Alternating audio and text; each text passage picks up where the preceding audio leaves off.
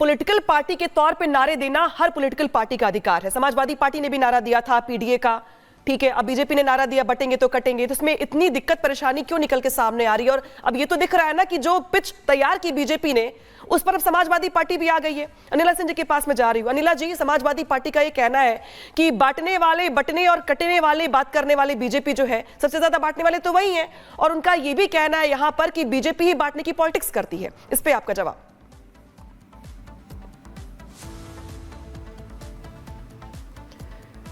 आपकी ऑडियो में कुछ दिक्कत आ रही है, अगर शायद आप अनम्यूट है। मैं ध्रुव पाठक जी के पास जा रही हूँ। मेरी सबको राम राम। अब आवाज आ रही है? जी, अब बोलिए, आ रही है आवाज जी। जिसको भारत राष्ट्र की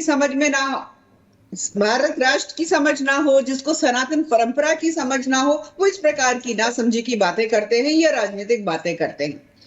मैं यहाँ पर एक बात कहती हूँ, गलत क्या कहा भाई? बटेंगे तो कटेंगे में गलत क्या कहा? हाँ, ये बता दीजिए, जब बाबर आया था कितनी सेना आई थी उसके पास? बलबन आया था कितनी सेना आई थी? जो भी आक्रांता आए या अंग्रेज आए थे, कितनी सेना उनके साथ आई थी? हिंदू बटा ना तो कटा। और अभी भी समझ में नहीं आएगी तो भारतवर्ष और छोटा हो जाएगा, हिंदू का हर्ष और खराब हो जाएगा। 8 से ज्यादा राज्य यूनियन टेरिटरीज में हिंदू माइनॉरिटी में हो गया है, बाकी जगह के कगार पे खड़ा हुआ है। जहां पर मेजॉरिटी पॉपुलेशन इनकी दुकान, मोहल्ले, मंडी में है, वहां पे कोई हिंदू दुकान नहीं खोल सकता है। ये असलियत है। और अभी भी नहीं जागेंगे तो फिर आप देख लो हर्ष क्या होने वाला है। वही होगा ना, ईरान से लेके बर्मा तक कभी अखंड भारत होता था, आज इतना सा रह गया। उसको भी कांग्रेस पार्टी और समाजवादी पार्टी जैसे राजनीतिक दल जो है और तोड़ना चाह रहे हैं। नहीं होगा, ये राजनीति अपनी होती रहती है।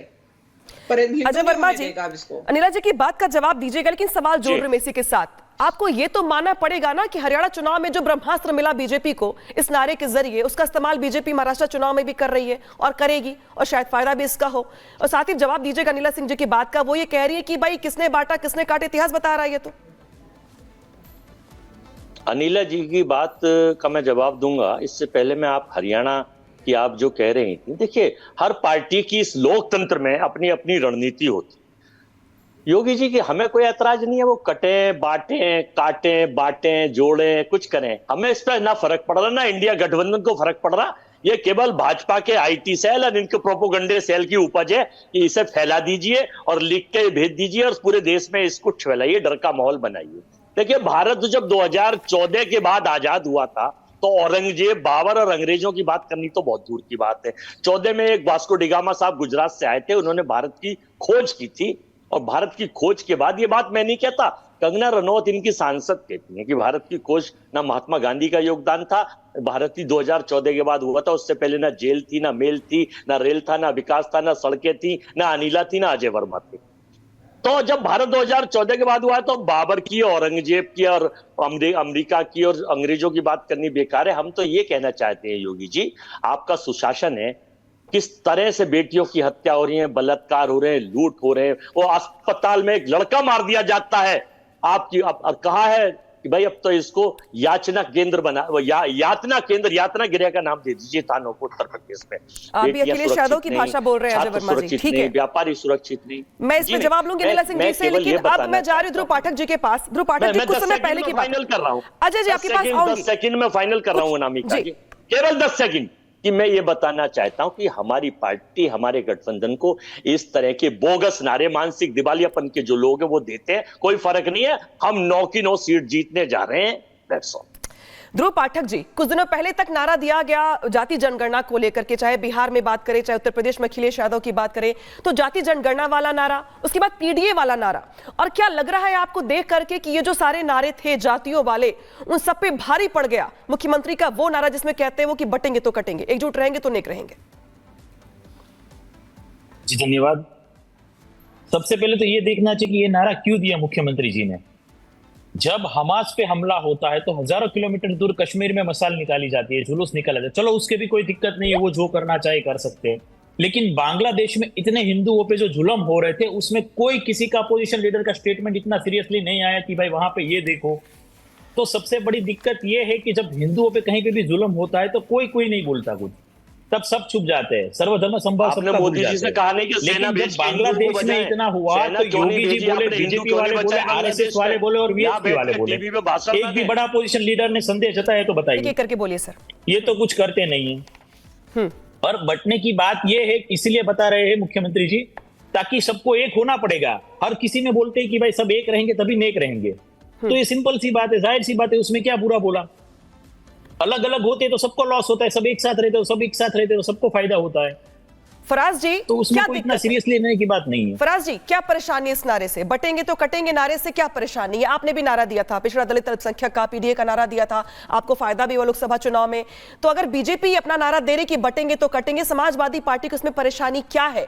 और जिस तरीके से आज लखनऊ में समाजवादी पार्टी दफ्तर पे पोस्टर जो लगाए गए हैं, हम लगातार दिखा भी रहे हैं दर्शकों को अपने, आखिर आप तो आ रहे हैं ना बीजेपी की पिच पर, सफाई दे रहे हैं ना, इस नारे की काट ढूंढ रहे हैं ना, तो क्या ये मान लिया जाए कि जो पीडीए वाला नारा था उसकी काट बीजेपी ने निकाल ली है यूपी से लेकर महाराष्ट्र तक?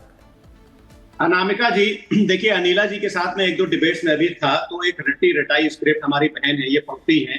लेकिन आज अगर भारतीय जनता पार्टी के ऑफिस में ये डिबेट सुनी जा रही होगी तो मुझे लगता है इनसे सवाल जवाब जरूर किया जाएगा कि ये बोल रही हैं कि महामानव के, सुनिए मैं उसी पे आ रहा हूं कि ये बोल रही हैं कि महामानव के 10 साल के राज में एक हिंदू भाई दुकान नहीं खोल सकता है। अरे भारत में अनिला जी, अगर हिंदू भाई दुकान नहीं खोल सकता है तो प्रधानमंत्री जी को इस्तीफा दे देना चाहिए और मुख्यमंत्री जी को भी इस्तीफा दे देना चाहिए। ये कैसी बातें कर रही हैं आप? इसका मतलब ये प्रूफ कर रही हैं आप अपने स्टेटमेंट से कि 2017 के बाद से उत्तर प्रदेश में और 2014 के बाद से भारत में एक जंगल राज है, जिस जंगल राज की वजह से एक हिंदू भाई दुकान नहीं खोल पा रहा है।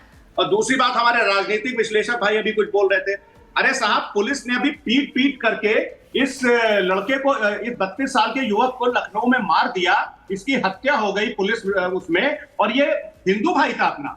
ये लखनऊ में अभी गैंग रैप होता है बच्ची के साथ, और सरकार ने भी। फराज जी, मैंने सवाल पूछा आपसे, कटेंगे बटेंगे नारे पर क्या आपत्ति है? समाजवादी पार्टी का स्टैंड क्या है? समाजवादी पार्टी क्या अब इस नारे की काट ढूंढ रही है? क्या समाजवादी पार्टी बीजेपी की पिच पर खेल रही है?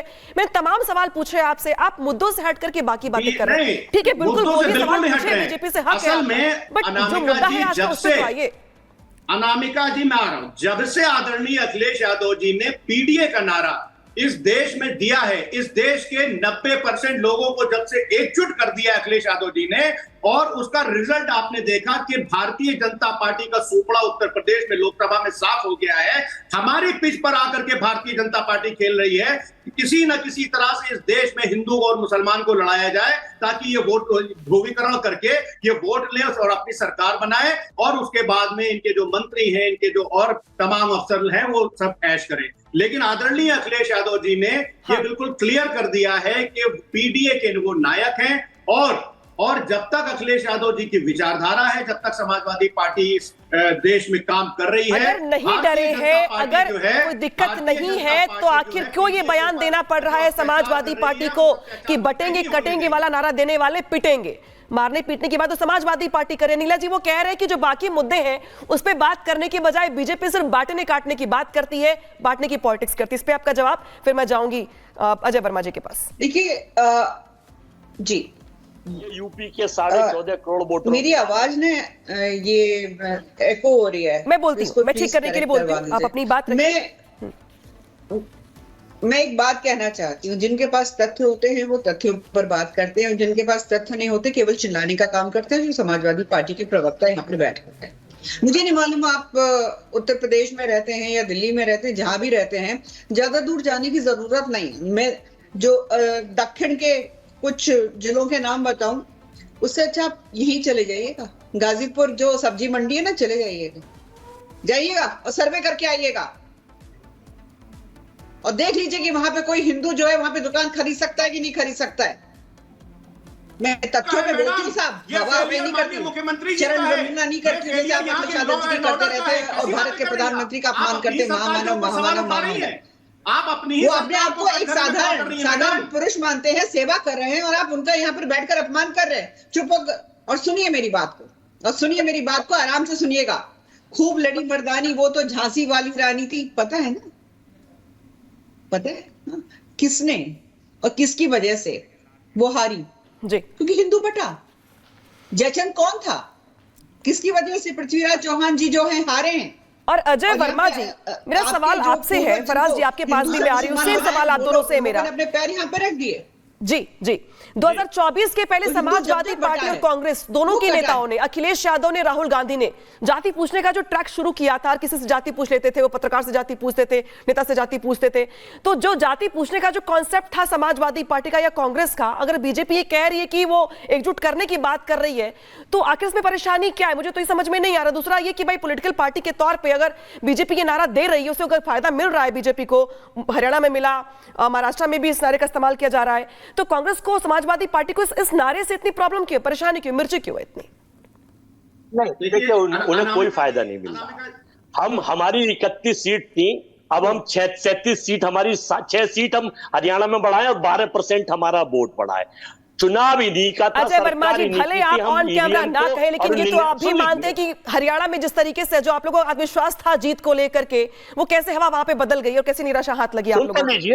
सुन तो लीजिए, फाइनल सुन लीजिए। देखिए हम 99% वाली बैटरी को और इनकी जो आदर्श शक्तियां ईडी, सीबीआई, इनकम टैक्स और चुनाव आयोग का धन्यवाद अदा करते हैं। उन्होंने चुनाव 20 सीट जितवाने में जो योगदान दिया, हम उनका धन्यवाद अदा करते हैं। मोदी जी जैसे जीते पता है। अब मैं अनिला जी की एक बात का कह रहा हूं, महामानव का। आपने कुछ दिन पहले एक डायलॉग सुना था, मित्रों मैं पहले सोचता था कि मेरी मां ने मुझे जन्म दिया होगा,